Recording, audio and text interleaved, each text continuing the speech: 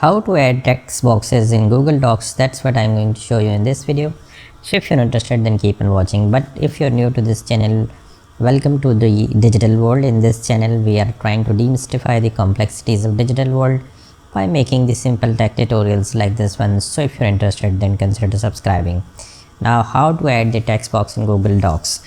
Unlike the Microsoft Word, where once you click the insert, you get an option of the shapes, and then from within the shapes you get a text box option which you can insert in the Microsoft Word document. But contrary to the Microsoft Word, the text box is hidden within a drawing option. Once you will go to the drawing and click the new, from here you will have all these options, and over here you can see on the top right the text box option. You just need to first draw this text option here.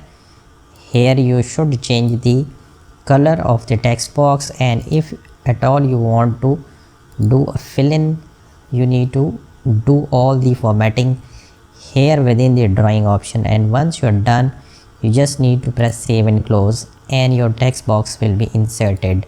Once you will click your text box, you will see that it can wrap with the text, and it can go in line, or it can break the text over and below the text box. Okay, now once your text box is added, if you want to write something within the text box, you need to remember that you will not be able to write anything within the text box once it is inserted here. As you can see that I am doing a typing, but it is not inserting the text within the text box.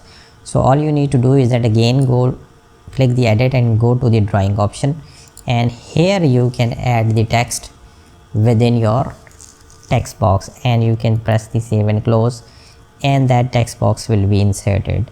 While you can reduce the size of the text box here, or you can make the alignments here, you cannot do the formatting or inserting the text here. For that you need to go to the edit and go to the drawing option. So that's how you can add the text boxes in Google Docs. Thank you for watching this video. If you like this video, hit the like button, share and subscribe.